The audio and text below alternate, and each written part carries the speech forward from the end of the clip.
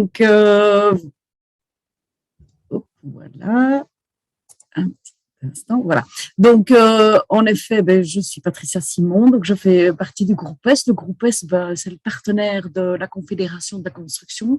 Je suppose qu'on voit mes slides apparaître, donc voilà. Qui suis-je? Business Development Manager, c'est quoi? Business, c'est vente, mais c'est pas que vendre. En effet, voilà, je suis une conseillère pour toutes les entreprises qui voudraient engager et qui voudraient savoir les coûts, les démarches, tout ce qu'il faut savoir pour être en ordre pour engager un travailleur. Voilà. Ici, on va essentiellement se concentrer d'abord sur le coût d'un travailleur et sur les démarches dans un deuxième temps.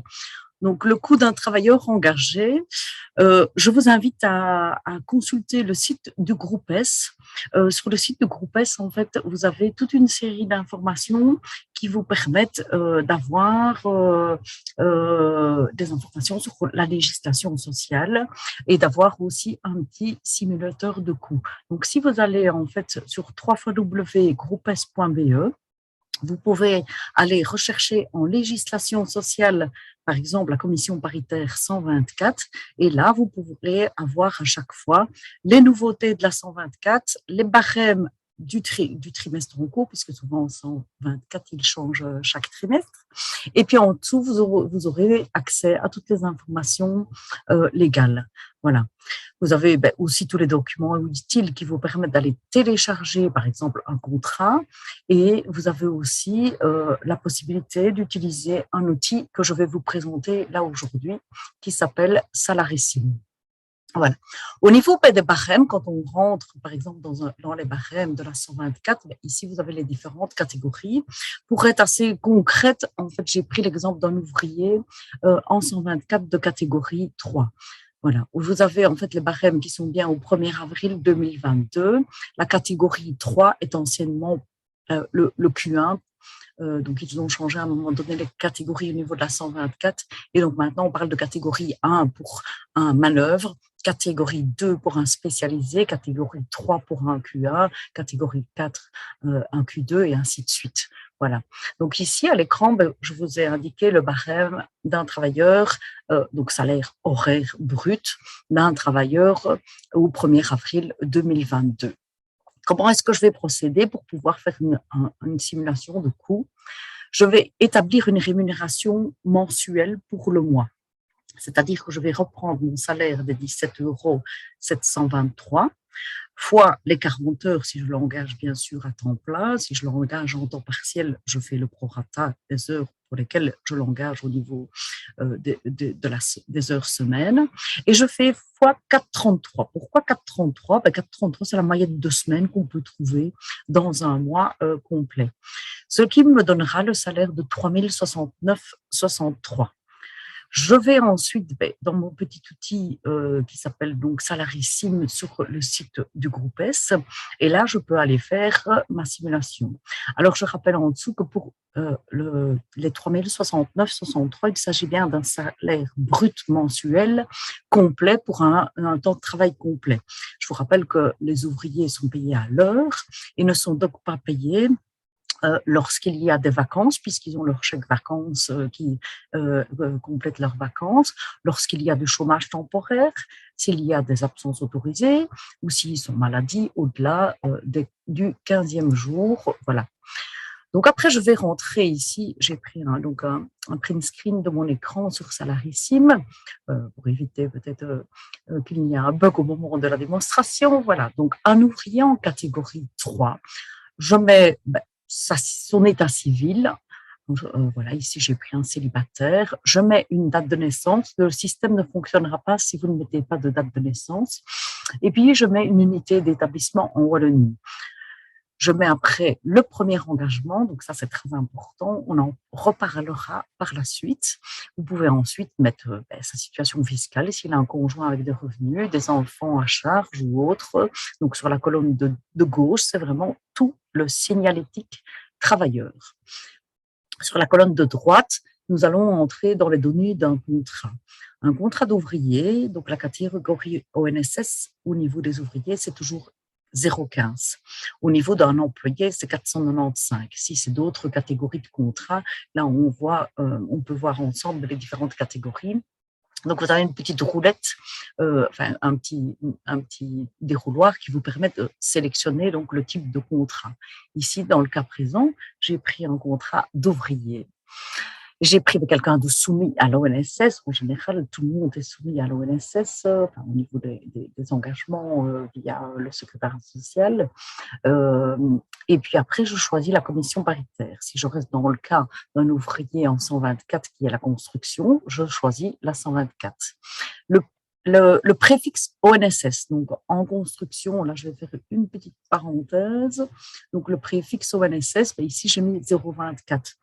Alors, c'est pas très parlant, surtout quand on ne connaît pas, mais n'hésitez pas, voilà, à demander une simulation. Vous n'êtes pas obligé de faire cette simulation naturellement vous-même. On peut la faire ensemble ou vous pouvez être accompagné pour pouvoir la faire.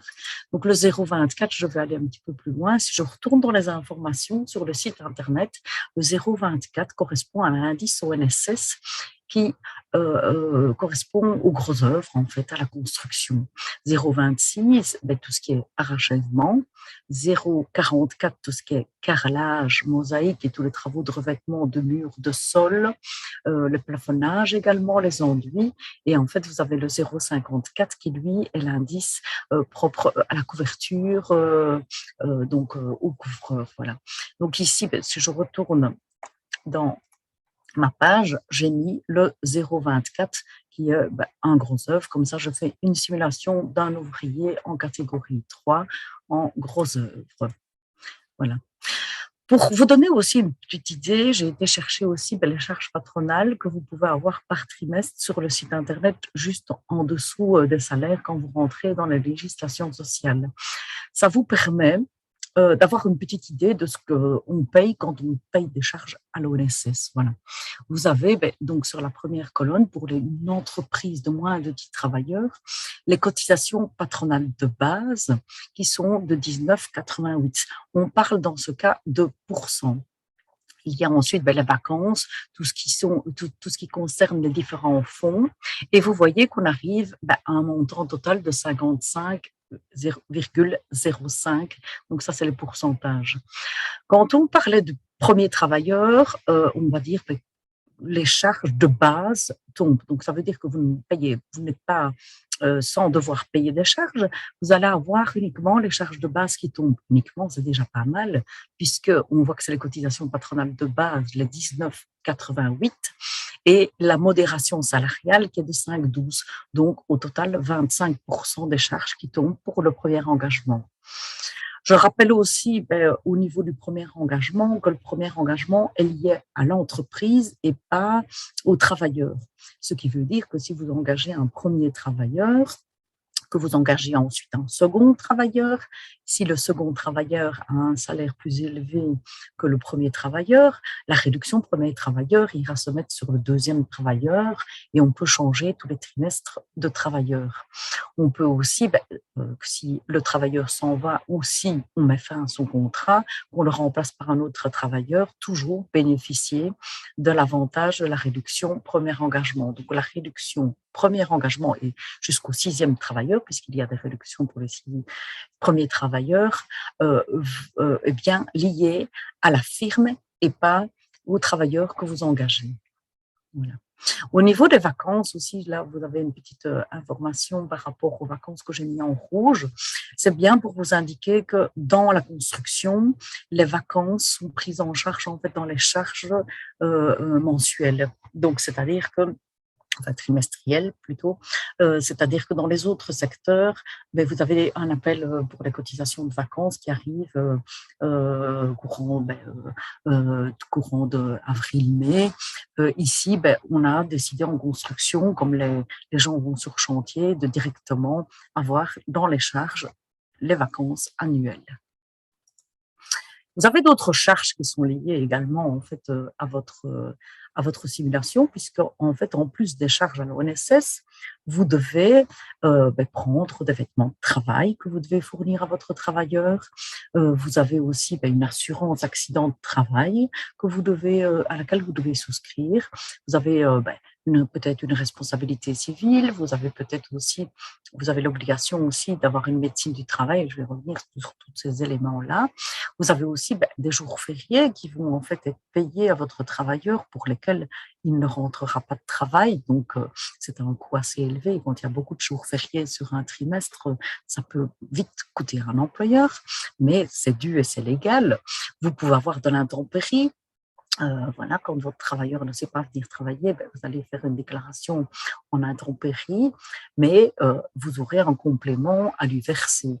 Vous allez aussi cotiser pour tous ces timbres qu'on appelle donc en construction les timbres fidélité et intempérie. Vous avez aussi de la rémunération à verser si votre salaire, si votre travailleur est malade dans les 15 premiers jours, donc il y a un salaire garanti. Et puis alors, on parlera aussi un petit peu plus loin de tout ce qui est mobilité et de tout ce qui est frais de déplacement et tout ce qui peut venir s'ajouter. Donc, en fait, vous avez 44,93%. Ici, c'est le total de ma seconde colonne des autres charges supportées par l'employeur qui se trouve sur ce document. En total général, donc j'arrive à 99,98%. Si je reprends mon salaire de 17 723 de la catégorie 3 et que je fais fois ces 99,98%, j'arrive à un salaire de 35,44. Voilà.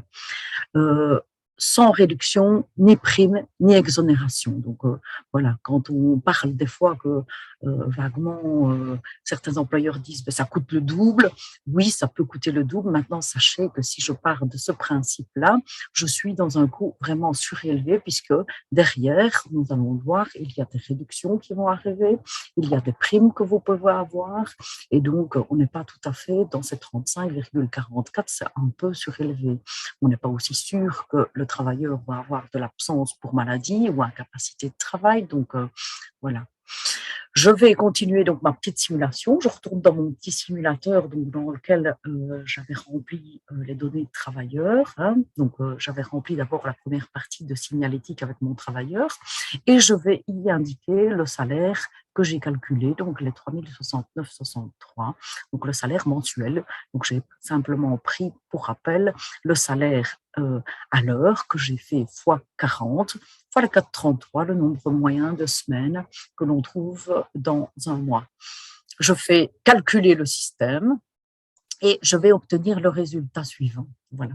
Sur la colonne de gauche, vous allez avoir en fait les résultats au niveau du travailleur. Donc, le brut du travailleur, duquel nous allons retirer 433,30 €. Il s'agit des cotisations d'ONSS qu'on retire au niveau du travailleur pour arriver à un montant imposable qui va nous permettre de calculer un précompte.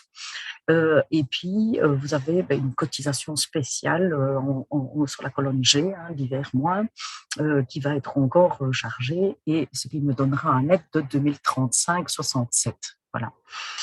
Ça, si je fais plus ou moins ce que le travailleur aura dans sa poche pour un mois complet, on peut compter qu'il aura 2035,67. Attention de nouveau qu'on ne parle pas dans ce cas de simulation complète avec le remboursement des frais pour l'utilisation d'un véhicule ou les mobilités. Sur la colonne de gauche, là, c'est ce qui devient intéressant pour l'employeur, c'est tout ce que l'employeur devra payer. Donc, vous allez retrouver les retenues sur la paye, les 433,30 de l'ONSS personnel, la cotisation spéciale qui sera amenée, bien sûr, à disparaître dans les jours à venir, mais pour l'instant, elle est toujours présente, le précompte, et vous avez 1033,96 de charges personnelles. À ce coût, vous allez ajouter les cotisations patronales, donc les fameux pourcentages que je vous ai montrés tout à l'heure, les 1719,15, plus les cotisations au fonds et à l'OPOC, donc les 344,41. Vous avez une première réduction qui est de 3,37 € maigre, mais ceci dit, voilà, c'est déjà une première réduction qui se calcule automatiquement avant toutes les autres, qui s'appelle la réduction structurelle. Donc, ça me donnera un total de 2079. Si Si je fais donc mon coût total, je vais prendre mes retenues sur la paye, les cotisations patronales et le net des 2035,67 que je dois payer aux travailleurs, bien sûr, puisque je dois lui verser son salaire. Et vous avez en bas le coût total de 5 129,82. Apparaît aussi, donc juste en dessous du point 3, les réductions premier engagement. Donc, j'avais bien indiqué dans ma simulation que je voulais le calcul pour le premier engagement. Et donc là, les fameux 25% qui doivent tomber, les 825,43, sont indiqués, mais ne sont pas déduits des 5 129,82. Donc, pourquoi ne sont-ils pas déduits? Tout simplement parce que cette réduction premier engagement-là est calculée par l'ONSS au moment de la déclaration trimestrielle. Ce qui veut dire que quand vous commencez à engager un travailleur, si vous commencez par exemple ici au mois d'avril, vous allez payer avril, on rentre dans un nouveau trimestre, vous allez payer avril complet, vous allez payer mai, juin, et au 15 juillet, lorsque votre secrétaire social va faire la déclaration trimestrielle à l'ONSS avec toutes les informations, l'ONSS va voir qu'il y a un seul travailleur sur votre entité et va vous permettre d'avoir 3 fois les 825,43 si le travailleur a travaillé tout le mois en note de crédit. Vous devez toujours donc partir du principe que vous avancez pour pouvoir après récupérer cette fameuse réduction premier engagement. Voilà, j'espère que je suis assez claire.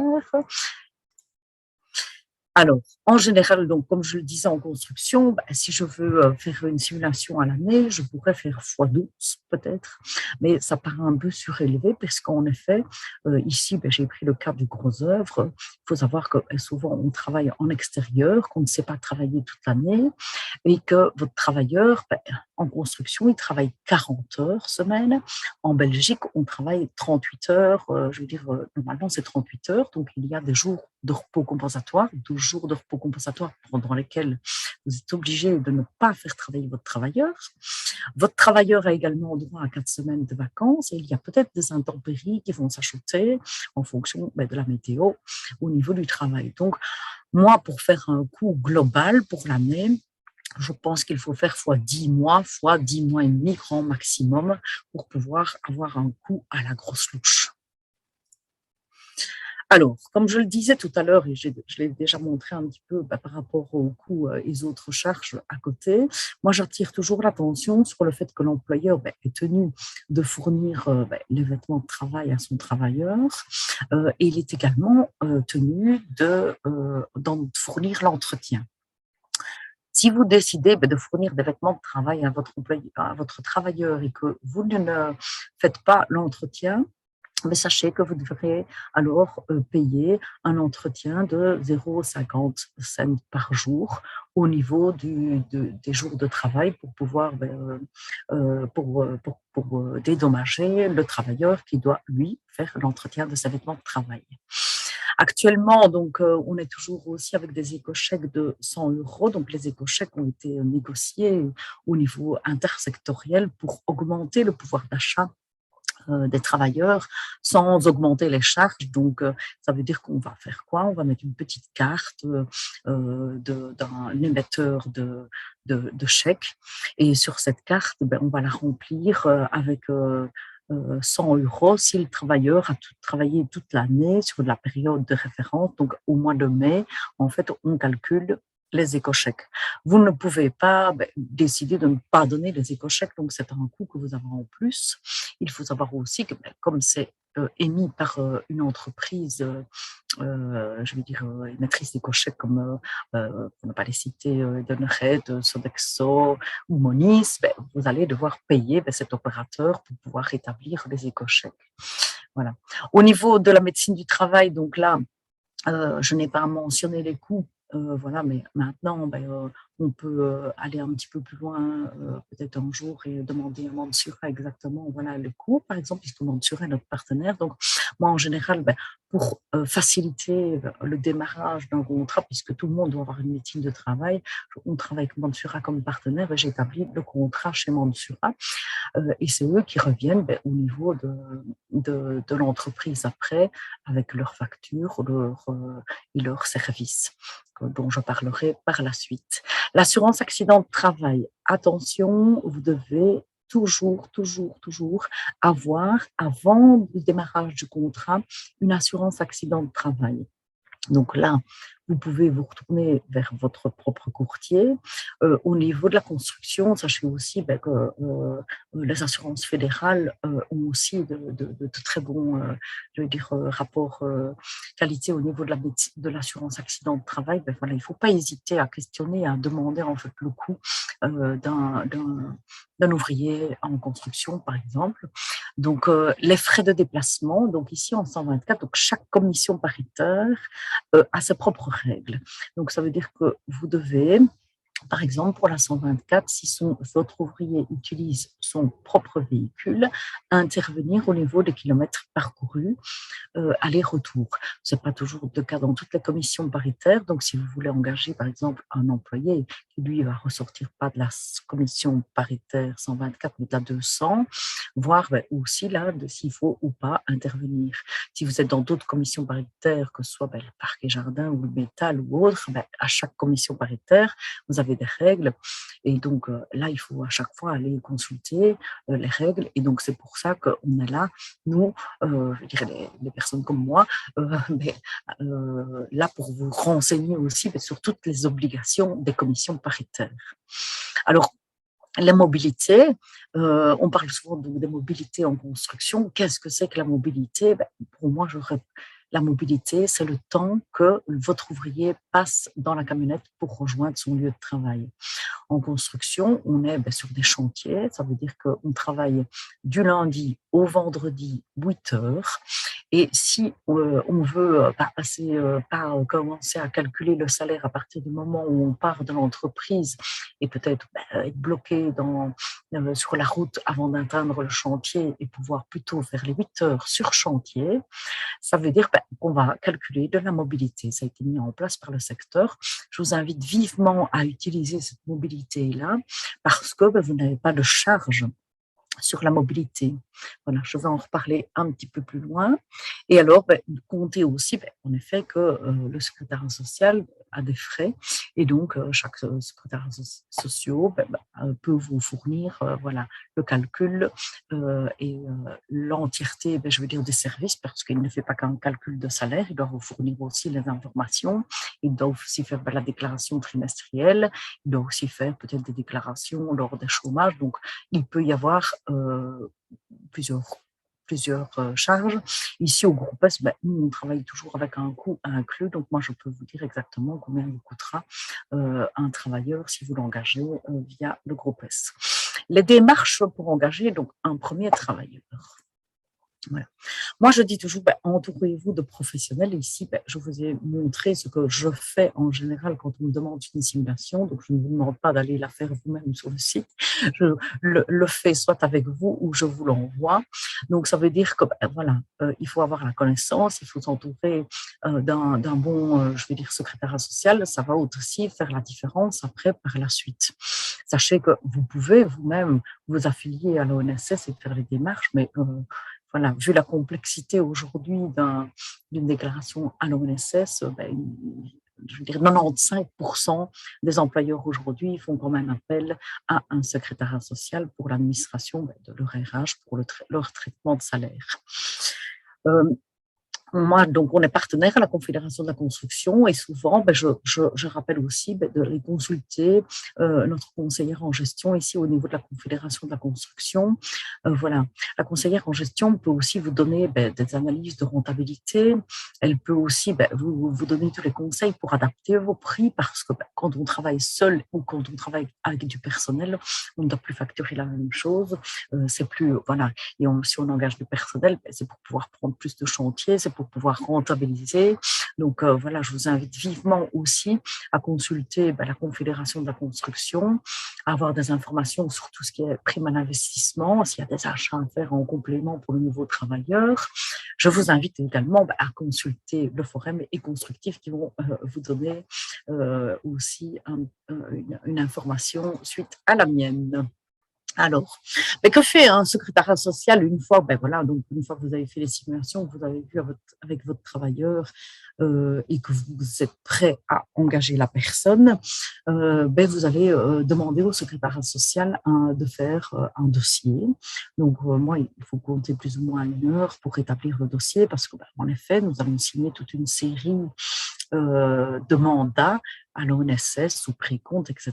Donc, voilà, le plus simple, c'est vraiment de parcourir le dossier ensemble, que je puisse vous expliquer les tenants et les aboutissants des différents documents que vous signez. Et après, on vous renvoie la copie du dossier que vous avez signé. Vous allez signer aussi une convention où le secrétaire social va s'engager à établir toute une série de démarches. Donc, que fait le secrétaire social? Il va immatriculer votre société ou votre personne physique à l'ONSS. Voilà.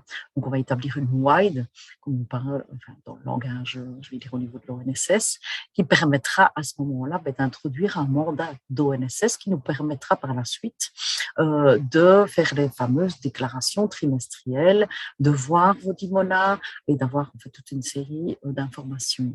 Vous avez aussi l'obligation, donc, comme je vous le parlais tout à l'heure, de vous affilier à un service de prévention et de protection du travail. Donc, chaque employeur doit en avoir un en interne. Pour les petites entreprises, vous pouvez avoir en fait un service externe donc qui va, ce service externe, vous donner des conseils en matière de santé et de sécurité sur le lieu de travail et assurer un suivi médical préventif dans le cadre de la santé des travailleurs. Donc, en fonction des risques, de l'analyse de risque qui y est faite, il faut voir si votre travailleur ou pas doit passer une visite médicale. Donc, nous, en général, moi, je fais le contrat directement, comme ça c'est fait. Au niveau de l'assurance accident de travail. Donc, je vous ai dit que vous devriez vous retourner vers votre courtier ou vers les assurances fédérales. Vous pouvez aussi, si vous voulez vous décharger de cette matière, nous proposer d'être intermédiaire. Voilà. Et donc, dans ce cadre-là, le secrétaire social peut être intermédiaire en assurance accident de travail, ce qui veut dire qu'on n'est pas assureur en tant que tel. Nous allons aller pour vous faire les démarches pour établir cette assurance accident de travail qui couvre le travailleur pour tous les dégâts corporels pendant l'exercice de son travail, mais également sur le chemin du travail. Voilà. Vous devez aussi donc vous affilier à une caisse de vacances. Donc ici, dans le cadre de la construction, c'est la caisse de congés payés de l'industrie du bâtiment et des travaux publics. Donc là, c'est aussi le secrétaire social qui va établir cette affiliation. Important d'élaborer un contrat de travail, d'avoir la bonne rémunération, d'indiquer dans le contrat de travail le temps hebdomadaire de travail, si on est dans le cadre d'un régime de travail fixe, variable, si on est dans un contrat déjà d'employé ou d'ouvrier ou d'étudiant, voilà, toutes les notions qui doivent se retrouver dans un contrat de travail. Et là aussi, donc, l'importance d'être bien informé. Il peut y avoir aussi à côté des contrats de travail, d'autres conventions qui viennent se relier en plus si vous mettez par exemple à disposition un GSM, une tablette, un PC, enfin voilà, il y a toute une série de conventions qui peuvent être fournies en plus du contrat de travail, donc pour justement réglementer toute la mise à disposition d'outils professionnels. Voilà. La déclaration de DIMONA, donc je ne sais pas si voilà, vous avez déjà entendu parler de cette DIMONA d'entrée, donc avant l'entrée en service, il faut que l'ONSS ait l'information que votre travailleur fait partie de votre registre du personnel. Donc quand le secrétaire social immatricule votre société à l'ONSS, elle établit également la dimona d'entrée, donc au plus tard le premier jour qui commence à travailler. Si l'inspection vient le lendemain sur chantier, ben, qu'est-ce qu'ils vont faire? Ils vont aller voir votre registre personnel et voir si votre travailleur est bien déclaré en dimona. Vous risquez naturellement des amendes s'il n'est pas déclaré en dimona, puisque là, il sera considéré comme travailleur au noir. Établir un règlement de travail, donc là aussi, ben, c'est une des premières choses que l'inspection va vérifier s'il y a dans votre entreprise, c'est est-ce que vous avez bien un règlement de travail. Voilà. Donc le secrétaire social est à même de vous fournir un règlement de travail déjà pas mal fourni. Moi, je dis toujours, c'est un petit peu le manuel de votre entreprise. On va retrouver toute une série de notions dans ce règlement de travail qui rappellent, par exemple, les 12 jours de repos compensatoire chaque année, les jours fériés qui sont fixés, qui tombent par exemple le week-end.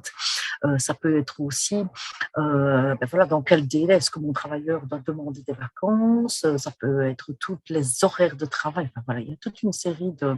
Et là, on peut vous accompagner pour compléter ce règlement de travail et aussi pour le mettre en route, puisqu'il y a une procédure à suivre pour pouvoir mettre en route votre règlement de travail. Donc, élaborer des conventions, donc j'en ai déjà parlé un petit peu avant au moment des contrats, donc bien renseigner le fait que vous mettez à disposition des outils de travail, ainsi que voilà, vous inscrire à l'office patronal donc, de compensation. Donc là, l'office patronal de compensation, au groupe S, on a la chance de tenir ce service-là aussi. Donc ça veut dire quoi? Ça veut dire que quand on parlait de POC, quand vous allez en fait verser de l'argent, cet argent-là va alimenter l'office patronal de compensation qui vous permettra, vous, en tant qu'employeur de la construction, lorsque vous avez un travailleur en incapacité de travail, donc uniquement pour un ouvrier en 124, de bénéficier du remboursement des salaires garantis du fonds, au fonds de sécurité d'existence via l'introduction d'une demande via ce fameux office patronal de compensation. Donc tout simplement, ici au groupe S, on va vous demander de nous remettre dans les 5 jours ouvrables du début de la maladie un certificat médical avec toutes les notions obligatoires pour pouvoir après l'introduire et obtenir les informations. Par la suite, adapté à chaque entreprise, le secrétariat social va aussi vous donner la possibilité de gérer vos prestations, puisque nous, on attend de l'employeur qu'il nous envoie les prestations pour pouvoir établir les fiches de paye. Donc, pour la paye, on a un petit outil qui est fort, fort pratique, pour lequel il y a déjà eu des présentations, qui est, moi, je dis toujours un petit peu équivalent aux outils bancaires qu'on nous met à disposition maintenant. Donc, ça veut dire qu'il ne faut pas être formé pour l'utiliser. Il est fait pour être pris en main sans devoir avoir une formation au préalable. Maintenant, voilà, si vous êtes bloqué dans l'outil, de toute façon, vous aurez toujours un service technique, si c'est technique, un service d'une personne pour vous épauler si vous avez des difficultés pour le compléter. Voilà. Par le PrestaWeb, ça va être vraiment l'encodage des prestations de votre personnel. Vous allez pouvoir aussi, via cet outil, gérer votre personnel, donc avoir les fichiers signalétiques, suivre toutes les historiques des salaires, les historiques des contrats, les informations. Voilà, vous pouvez y mettre des notes. Par exemple, ici, dans notre propre outil, on a des notes que l'employeur peut utiliser pour sa gestion lui-même. Voilà, s'il doit mettre une petite note en disant qu'il avait prévu d'augmenter le salaire après X mois, il peut se mettre la note dans le dossier pour s'en rappeler. Vous avez un outil Dimona. Donc, comme je vous ai dit tout à l'heure, quand je démarre le dossier, je fais toujours la dimona, mais après, par la suite, si vous faites un CDD de 3 mois, par exemple, donc un contrat à durée déterminée, vous allez devoir refaire une dimona en refaisant, par exemple, le contrat après, soit à durée indéterminée ou déterminée ou autre. Donc, il est possible d'avoir le petit outil de dimona pour aller, vous, simplement, dans la même plateforme, faire vos dimona. Sachez aussi qu'elles sont accessibles sur le portail de l'ONSS sans accès sécurisé. Vous allez aller faire une dimona. Pour la gestion, après, par la suite, on va vous mettre en main toute une série de petits outils comme la compte web qui vous permet de suivre en fait vos paiements, de savoir où vous en êtes, puisque je rappelle que vous allez payer en fait au groupe S ou à votre secrétaire social les montants de précompte, les montants d'ONSS, et que c'est nous aussi qui allons introduire via les déclarations et on va recalculer la note de crédit que vous pouvez avoir au niveau de l'ONSS qui vont revenir après par la suite. Donc vous pouvez avoir des notes de crédit au niveau du précompte, vous pouvez avoir des notes de crédit au niveau de l'ONSS et vous devez les déduire. Si vous êtes domicilié au niveau de vos factures, on rembourse naturellement les montants.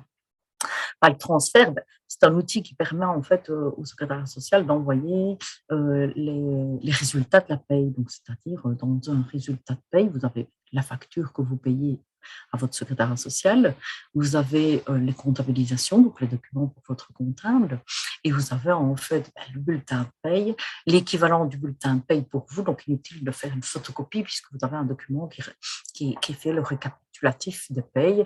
Si on est en période fiscale, vous aurez le compte individuel de votre travailleur, tous les documents fiscaux, la fiche fiscale, voilà. Donc tous ces éléments-là permettent parfois le transfert de vous les envoyer de manière électronique et sécurisée. On n'envoie pas directement sur un mail n'est pas sécurisé, on ne peut pas envoyer des documents aussi confidentiels sur une adresse mail, donc ne vous attendez jamais à avoir une diffusion électronique directement sur le mail. Ce que vous recevez, c'est une notification qui vous permet d'aller sur la plateforme télécharger les documents. Et vous avez bien sûr un archivage qui vous permet d'aller retrouver tous les documents.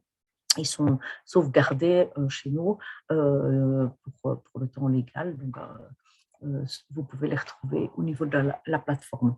Alors, moi, j'aime bien aussi dire que vous n'êtes pas seul. Enfin, je veux dire, quand on dit employeur, c'est des fois compliqué. On a peut-être beaucoup de questions. Le démarrage, on a beaucoup d'informations. Il ne faut pas hésiter à reposer des questions. Il ne faut pas hésiter je veux dire, lever la main si vous n'avez pas compris une chose ou l'autre, parce que voilà, c'est une matière qui n'est pas du tout évidente. Et quand vous prenez un secrétaire social, le secrétaire social, il est là pour vous conseiller en la matière. Et donc, moi, je fais le premier, je vais dire, relais pour le démarrage des dossiers. Et après, on vous transmet le dossier à un payroll advisor, donc chez nous, qui sera en fait la personne en charge de votre dossier et qui est une personne qui est au niveau du bureau qualifiée pour répondre à toutes vos questions au niveau de la commission paritaire, au niveau voilà, ça devient votre interlocuteur privilégié. Vous devez avoir son contact direct. Voilà, c'est la personne qui va vous aider aussi pour établir la paye, pour établir, qui va être le filet de sécurité, puisqu'on va vous demander d'établir les prestations. Mais si vous avez fait une erreur, aussi des choses et d'autres, même si dans la plateforme, il y a déjà pas mal de signaux d'alerte qui sont prévus, et votre gestionnaire est encore là derrière pour finaliser la paye et peut-être vous rappeler certaines choses ou vous demander si c'est correct. Voilà, et c'est lui qui va finaliser, je veux dire, le document de paye. Donc, c'est vraiment des spécialistes de la paye. C'est aussi eux qui peuvent vous réexpliquer un bulletin de paye pour que vous puissiez vous-même répondre aux différentes questions de vos travailleurs. Voilà. Que ce soit en matière de fiches de paye, que ce soit en matière de vacances, que ce soit en matière d'intempéries, en matière d'avantages en nature. Enfin, voilà, il y a beaucoup de choses qui peuvent venir au fur et à mesure aussi des prestations, voilà, et qui ne sont pas des notions les plus simples à comprendre. Voilà. Les informations juridiques, donc on suit, donc, comme je vous l'ai dit tout à l'heure, la législation. La législation, elle est toujours au niveau, je vais dire, intersectoriel, donc il y a une législation qui existe à la base, et puis par secteur, comme je vous l'expliquais tout à l'heure, vous avez des conventions à suivre. Quand on parle de convention, donc c'est les salaires, c'est l'intervention pas dans les déplacements, c'est l'intervention pas dans les vêtements de travail, tout ce qui est négocié par commission paritaire. Voilà.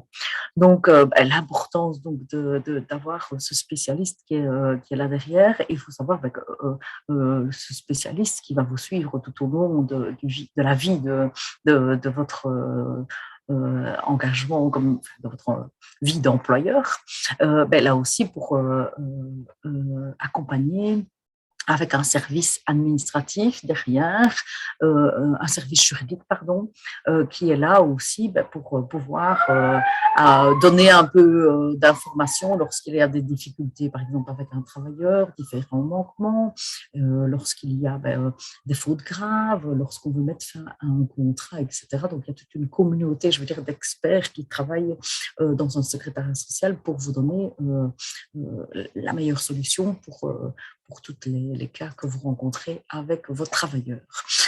Donc, je vais avancer aussi voilà, sur 2 derniers points d'attention. Les mobilités, donc j'en ai parlé un petit peu tout à l'heure, mais j'aime bien revenir sur le sujet parce que c'est vraiment très important de mettre les mobilités. Si vous ne mettez pas vos mobilités, vous allez avoir des charges sur le temps que vous passez dans la camionnette avec vos travailleurs et vous allez vous retrouver à faire 6 heures, par exemple, sur le chantier. Donc, il y a 2 sortes de mobilité. La mobilité, donc, dans ma simulation, c'est vrai que je ne l'ai pas mis, elle se rajoute en net au niveau du travailleur aussi. Donc, ça veut dire que vous n'avez pas de charge sur les montants de mobilité. La mobilité, donc dans les 2 mobilités que vous avez votre travailleur qui part de son domicile vers l'entreprise ou vers un lieu de ramassage et qui va ensuite sur le chantier. Ça peut être je veux dire le cas le plus fréquent. Vous devez intervenir au niveau de la mobilité depuis l'entreprise vers le chantier, mais comme le travailleur peut très bien partir de son domicile vers un chantier plus proche, la mobilité, elle se calcule depuis le domicile. Donc, c'est pour ça que vous avez donc 2 mobilités, la mobilité depuis le domicile vers soit directement le chantier ou l'entreprise ou le lieu de ramassage. Il y a bien les 2 mobilités à calculer. Et elle se calcule le matin et le soir, à l'aller et au retour. Pendant la journée, ce n'est pas de la mobilité, c'est des déplacements qui sont compris dans le temps de travail. Donc, si votre travailleur fait plusieurs chantiers, là, on est dans le cadre d'un temps de travail. Voilà. Au niveau des remboursements, vous avez donc 3 types de remboursements qui sont passagers, chauffeurs seuls et chauffeurs de personnel. Vous avez 3 montants de mobilité qui se calculent au kilomètre parcouru en fonction de son type de travailleur. Donc, s'il est passager, s'il est à côté de vous dans la camionnette, alors là, il est considéré comme passager. S'il part seul avec la camionnette de l'entreprise ou s'il transporte d'autres travailleurs, c'est encore une mobilité différente. Voilà. Alors, deuxième point d'attention, c'est les exonérations fiscales pour les travaux immobiliers en équipe en construction. C'est un point qui a été défendu très fortement par la Confédération de la construction et qui permet aux employeurs de faire face à la concurrence étrangère, puisque on voyait des étrangers arriver avec des coûts moindres que la Belgique. Comme vous avez vu tout à l'heure, je vous ai montré les charges patronales de base. En Belgique, on ne peut pas toucher à l'ONSS, donc il était impossible de pouvoir toucher aux charges et de descendre les charges dans le secteur plutôt que dans un autre.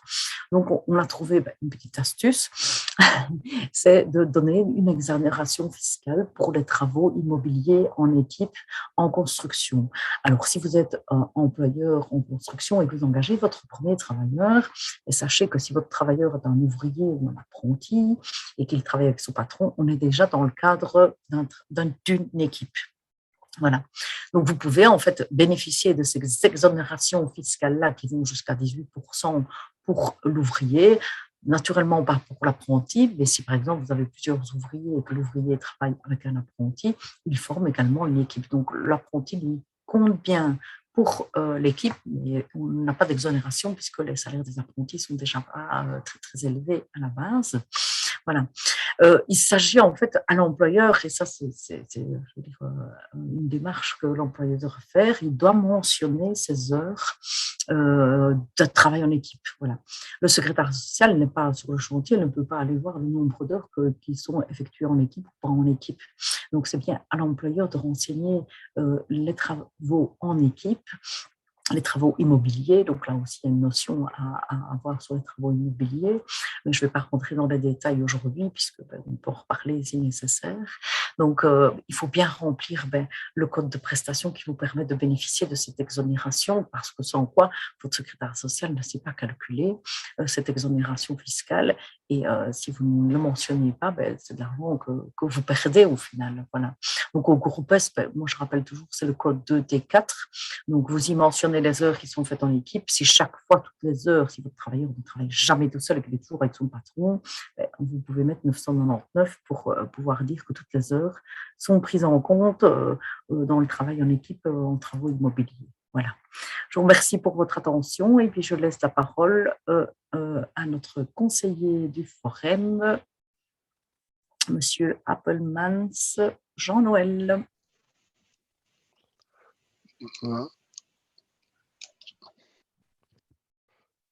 Bonjour à tous. Donc, voilà, je m'appelle Appelman Jean-Noël. Je suis conseiller entreprise au Forum à Libramont. Donc, j'ai en charge en fait tout le centre de la province pour le secteur de la construction. Donc, en fait, aujourd'hui, je vais un peu vous expliquer en quoi consiste mon travail et comment on peut, comment je peux accompagner les entreprises dans du recrutement. Alors, on peut passer la dia 2, s'il vous plaît. Alors, la première chose à faire pour lorsqu'on est dans une période de recrutement, en fait, c'est de pouvoir créer une offre d'emploi. Donc, pouvoir créer une offre d'emploi, il y a deux façons de le faire. Soit on le fait de façon autonome. Donc là, à ce moment-là, il faut aller s'inscrire sur le site du Forum, leforum.be, se créer un espace entreprise. Et de là, vous aurez accès à la possibilité de pouvoir créer une offre d'emploi.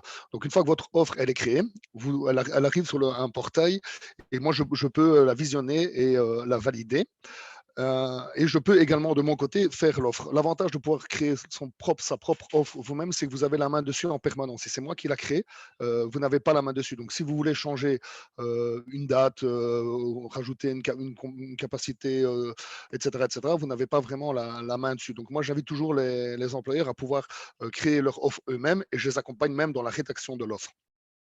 Ensuite, une fois que l'offre est créée, on peut la poster sur le site du forum, donc sur Internet.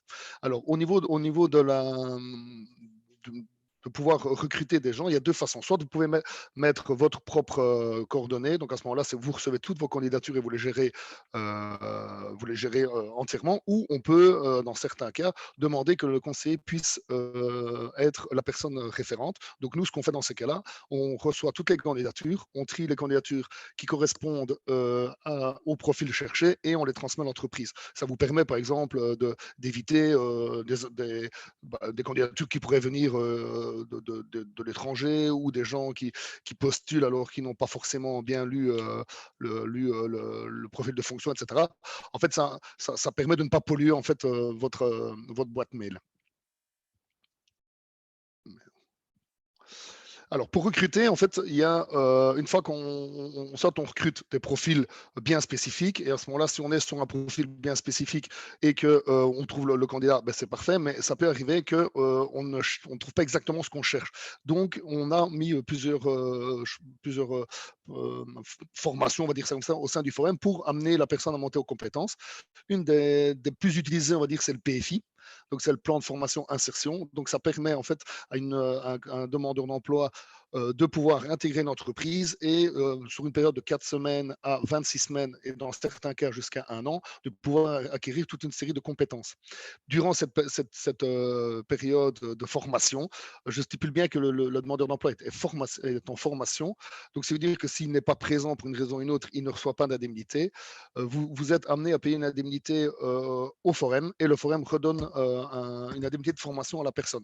L'obligation vous êtes dans l'obligation en tout cas de proposer un contrat de la même durée que le PFI. Donc si on fait un PFI de 6 mois, vous êtes obligé de proposer un contrat de 6 mois. L'avantage du PFI, ça permet dans un premier temps de faire connaissance avec le candidat, de pouvoir le tester, de pouvoir voir est-ce qu'on va s'entendre avec lui, est-ce qu'il aura les compétences, est-ce qu'il va, il va avoir les capacités d'atteindre les compétences que j'ai besoin, etc., etc. Mais ça permet aussi au candidat de voir est-ce que le métier peut me plaire, est-ce que le patron est-ce que ça va passer humainement, etc., etc. Parce que comme on est en formation, s'il est plus facile de mettre un terme à un PFI qu'à un contrat de travail.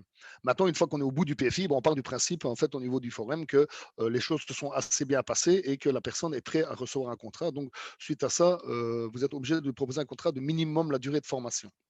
On a les formations alternées. Les formations alternées, c'est un peu comme un peu à l'IFA PME ou au CEFA, mais pour les adultes. Donc, c'est une formation qui est donnée en partie dans les centres de formation du Forum et en partie en entreprise. Donc, on est plus ou moins à du 50-50 minimum. En général, on est plutôt dans du 30-70, donc 30 en centre de formation, 70 en entreprise. La différence avec le PFI, c'est que la durée de formation alternée peut durer 1 an, mais vous n'avez aucune obligation d'engagement derrière. Donc, si vous allez au bout de la formation et que vous décidez de ne pas l'engager pour une raison Y ou Z, peu importe, vous n'êtes pas obligé de l'engager. Et la dernière chose qu'on a mis en point, c'est ce qu'on appelle les coups de poing pénurie. Donc, en fait, c'est des plans de formation pour des entreprises, soit une entreprise qui recrute beaucoup de profils ou ou un groupement d'entreprises qui recrutent le même profil. Donc, à ce moment-là, on établit un plan de formation typique à ce qu'on cherche et on propose une formation au forum et des stages en entreprise. Là, la différence avec les deux autres, c'est qu'on est dans l'obligation d'engager minimum. En fait, c'est pour 12 candidats, on est obligé d'en engager minimum 8. Mais 8 de personnes qui ont réussi, parce qu'il faut à la fin, ils passent des tests et s'ils réussissent les tests, ils sont engageables, donc on est dans l'obligation de les engager.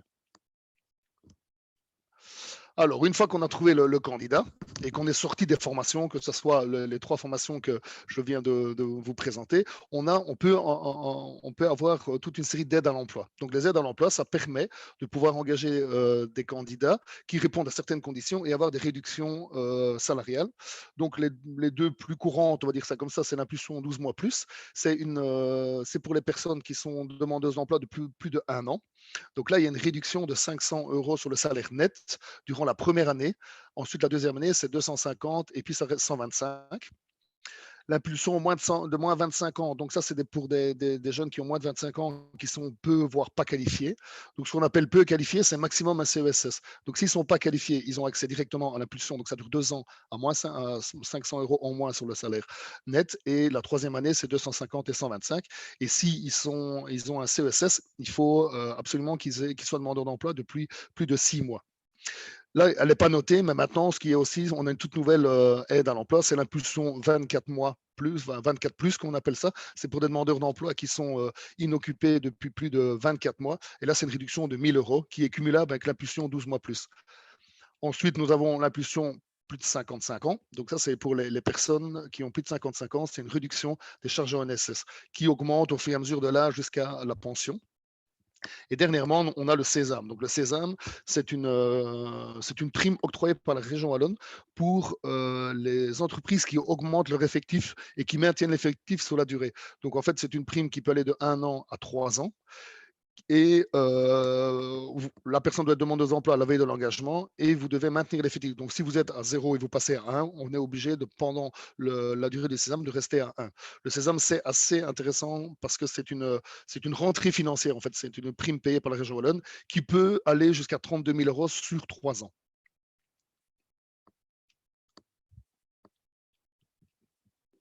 Merci. Alors, repérer des talents. Donc, on a de plus en plus maintenant, et ça devient une obligation, toutes les personnes qui vont s'inscrire comme demandeurs d'emploi, qui sortent de l'école ou qui viennent de perdre un emploi, vont être dans l'obligation d'aller créer ce qu'on appelle mon profil sur le site internet leforum.be. Et vous, en tant qu'employeur, vous pouvez avoir accès à cette base de données. Ce qui est intéressant avec cette base de données, c'est qu'on y retrouve des gens qui sont demandeurs d'emploi, mais aussi des gens qui peuvent être amenés à vouloir changer d'emploi. Donc, ce qu'on peut avoir, c'est des personnes, par exemple, qui habitent à Bruxelles, qui veulent venir habiter dans les Ardennes, même s'ils ont un travail à Bruxelles, ils peuvent aller sur cette plateforme, créer leur propre profil et à ce moment-là, chercher du travail dans la province du Luxembourg. Maintenant, ce qui est bien aussi, c'est qu'on base beaucoup sur les compétences. Donc, c'est-à-dire que des gens qui n'ont pas forcément de diplôme, mais qui ont travaillé pendant 5 ou 10 ans, ils peuvent mettre en avant toute une série de compétences. C'est quand même assez intéressant à pouvoir aller regarder de temps en temps, surtout quand on cherche des profils bien spécifiques. Alors, le conseiller d'entreprise, ce qu'on fait aussi régulièrement, on organise ce qu'on appelle des événements. Donc, les événements, c'est par exemple un Jobs Day. Les Jobs Day, c'est soit pour une entreprise qui fait un gros recrutement ou pour toute une série d'entreprises qui font un recrutement. Donc, on organise, en général, c'est une après-midi ou une matinée. On invite les entreprises à un endroit bien spécifique. Et nous, de notre côté, on invite toute une série de demandeurs d'emploi à venir rencontrer les entreprises en direct. Maintenant, tout ça est basé toujours sur des offres d'emploi et sur des invitations pour venir rencontrer les entreprises. L'avantage, c'est qu'on rencontre directement les candidats et on peut directement se faire déjà une première idée et avoir les CV. Le coup de poing à pénurie, je l'ai expliqué brièvement tout à l'heure. Et les séances d'info, ben, nous, on va, par exemple, ben, soit dans les entreprises, expliquer tout ce qui est possible avec les aides à l'emploi, mais on peut aussi aller intervenir dans des groupes de personnes demandeuses d'emploi ou cherchant du travail pour expliquer un peu tous les avantages qu'il y a, par exemple, de travailler dans la construction, ce qui est actuellement. Alors, pour pouvoir prendre contact avec les conseillers, il y a deux façons. Soit on est hors province. Donc là, je vous invite à faire, vous pouvez passer à la dia suivante, le 0800 93 946. Ou vous pouvez aller sur le site du forum et remplir un formulaire en ligne. Et là, on vous aurez directement le conseiller entreprise qui vous sera attribué. Ou en ce qui concerne le forum, ben ici actuellement au forum, on est trois conseillers entreprise construction. Donc il y a ma collègue Cynthia Zavelion, elle c'est pour tout ce qui est le nord de la province. Donc ce qu'on appelle le nord de la province, c'est Marche, Barvaux, Baumann, etc. jusque Vielsalm, Gouvy. Voilà. Moi, je suis sur le centre, donc c'est plutôt Libramont, c'est de Tellin, Libramont, Neuchâteau, Bouillon, etc. Et mon collègue Philippe Louis, lui, il s'occupe de tout le sud de la province. Donc voilà. Maintenant, c'est ce que je dis toujours à mes employeurs. Je les invite toujours, je leur dis toujours, vaut mieux donner un coup de fil pour rien que passer à côté d'une aide. Parce que c'est vrai que quand on n'est pas au courant de certaines aides, ben, et on m'appelle des fois et c'est trop tard. Donc avant d'engager qui que ce soit, ben, donnez un petit coup de fil au forum, ça ne vous coûtera rien du tout et ça pourra vous faire gagner de l'argent. Je vous remercie. Donc maintenant, je vais passer la parole à Monsieur Marlet de Constructive.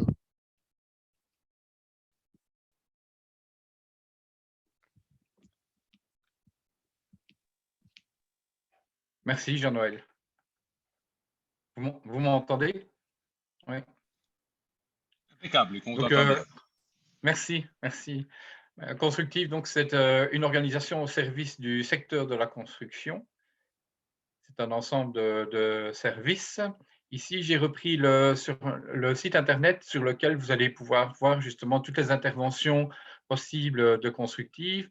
Facile à retenir, hein, donc www.constructive.be. Vous y découvrirez toute une série d'avantages pour les ouvriers, les interventions financières qui existent en matière de formation, nos interventions en matière de bien-être, toute une série de publications. Alors, Constructive, c'est un organisme donc fédéral qui est organisé par région. Donc, dans chaque région, on a la même structure, le même type d'équipe. Sur la province, donc, et le même type d'équipe qui travaille sur trois piliers. Un premier pilier qui est le développement des compétences.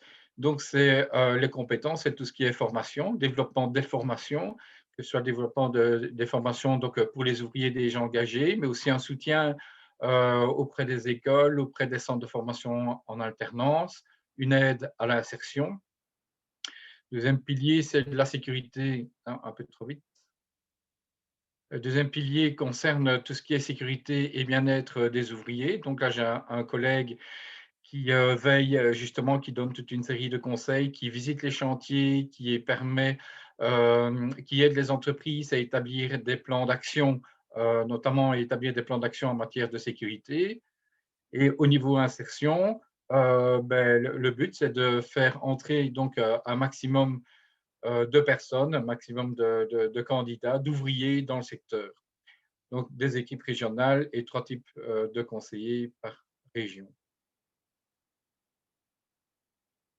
Donc, dans chaque région, vous pouvez avoir se trouve donc un point de contact au niveau formation, au niveau bien-être, au niveau insertion. Donc, un conseiller de chaque type, un responsable et un soutien administratif. Alors, plus concrètement, ici, par rapport au sujet qui nous occupe dans le cadre du webinaire, qu'est-ce que l'on peut faire au niveau de Constructive concrètement lors d'une embauche et aussi après l'embauche. Donc, une fois si le candidat a déjà été trouvé. On peut vous aider à réaliser un plan d'embauche. Là, ça sera avec le conseiller insertion.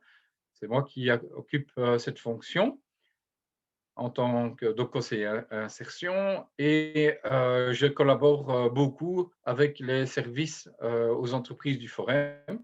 Donc, toutes les aides que Jean-Noël vient d'expliquer, ce sont des aides, je les maîtrise nettement moins bien que lui, mais que je connais et dont j'informe les employeurs. On travaille vraiment en étroite collaboration, en étroite relation et on vient au niveau du secteur apporter des aides complémentaires spécifiques au secteur, notamment en aidant l'entreprise à élaborer des plans de formation individuels. Là, c'est mon collègue sur le Luxembourg, c'est Patrick van der Mouten, conseiller en formation, qui va pouvoir vous aider, vous informer notamment sur tous les types d'interventions qui existent, les soutiens financiers qui existent, mais aussi sur les formations qui sont obligatoires et que l'on ne connaît pas, principalement en matière de sécurité, et que l'on ne connaît pas nécessairement, surtout quand on engage un premier ouvrier.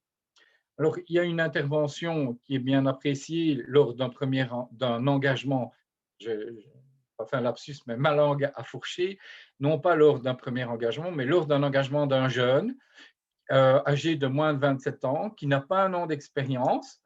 Donc, même s'il a déjà fait une expérience, un contrat de travail ailleurs, et le contrat d'apprentissage n'est pas pris en compte, c'est vraiment un contrat de travail, donc pas un contrat de travail, pas un contrat de formation. Donc, tous les types de contrats de formation dont Jean-Noël a parlé ne sont pas pris en considération non plus. Du moment qu'il ne dépasse pas un an d'expérience professionnelle, au moment où il va signer avec vous, employeur, son premier contrat à durée indéterminée, l'employeur, donc vous en l'occurrence, percevrez de chez nous une prime de 1 000 €. On a sorti à stable la condition d'avoir un tuteur en entreprise. Si vous n'avez pas de tuteur en entreprise, des formations sont organisées, notamment par la CC Lux. C'est une formation qui ne dure qu'un jour, qui est à vie et qui ouvre la porte à d'autres avantages, notamment les 2 avantages suivants, qui sont l'organisation de formation en interne. Donc, en interne, ça veut dire en entreprise.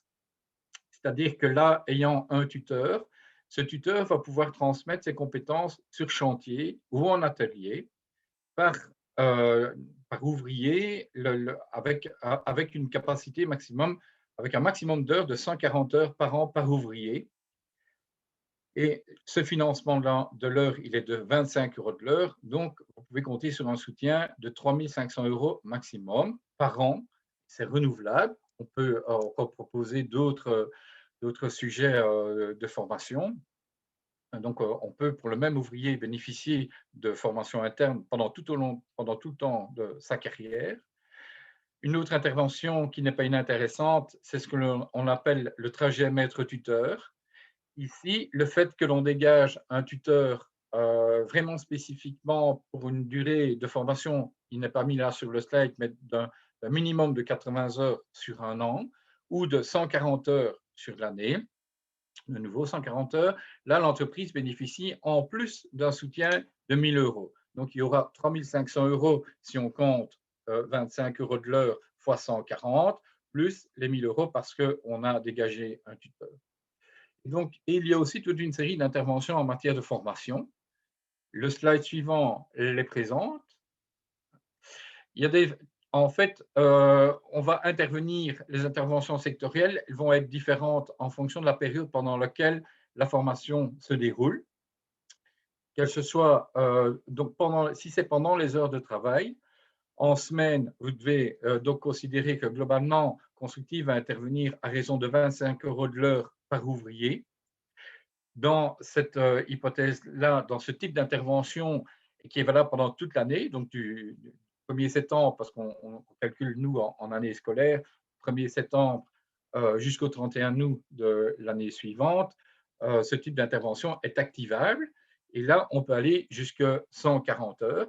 Ça peut être des formations en entreprise, donc les formations en interne, notamment les formations en interne, mais aussi des formations auprès d'un opérateur de formation, comme la CC Lux, comme le Forum, comme des formations chez un fournisseur, comme toute une série de formations. Formations d'ailleurs qui, lorsque vous êtes à la recherche d'une formation, on peut bien entendu vous y aider. Donc, au niveau de nos services, vous nous contactez, mais vous aurez aussi sur le site Construit Futur, qui apparaît ici, construitfutur.be, c'est notre moteur de recherche sur lequel, et notre catalogue en ligne, en fait, le catalogue en ligne de toutes les formations qui sont proposées en Wallonie. Vous pouvez donc y consulter le contenu, vous y verrez la durée des formations, le lieu, le coût, et vous pourrez même sur le site en lui-même introduire une demande de réservation auprès de l'opérateur. Ceci dit, nous sommes toujours à votre disposition. Il y a une permanence au bureau, il y a quelqu'un en permanence au bureau pour vous y aider. Donc, on peut aussi vous aider à introduire votre demande d'intervention. Voilà, comme le slide le dit, nous sommes à votre disposition et je vous remercie pour votre attention. Eh bien, merci à vous trois. Je ne sais pas s'il y a des questions, je n'en vois pas pour l'instant dans le chat. Si c'est le moment, c'est l'instant, s'il y a des questions qui restent, on peut évidemment encore y répondre pendant quelques instants. Sinon, je vous remercie tous les trois, Luc Marlet, Jean-Noël Appelmans et également Patricia Simon. Donc, pour toutes vos questions complémentaires, si jamais il y en a encore, n'hésitez pas à contacter votre confédération locale. Tant qu'on y est, je vous informe que notre prochain webinaire se tiendra mardi prochain, donc le 26 avril, et cette fois-ci à 8h30 au matin.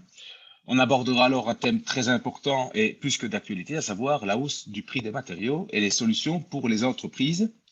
Un webinaire qui aura donc pour objectif de donner une vue d'ensemble sur les outils tant en marché public qu'en marché privé en cours et à venir, l'occasion de refaire le point en fait sur les clauses insérées dans vos contrats et les bons réflexes à adopter en cours d'exécution. Je vous dis également que vous pouvez aller consulter la liste et l'ensemble de nos webinaires en cliquant sur le lien que je vous ai indiqué dans le mail de cette vidéoconférence, le mail que vous avez reçu hier. Et donc, s'il n'y a plus de questions, je n'en vois pas. Je vous souhaite alors une belle fin de journée. Je remercie votre attention et à très bientôt. Merci aussi. Bonne soirée à tous.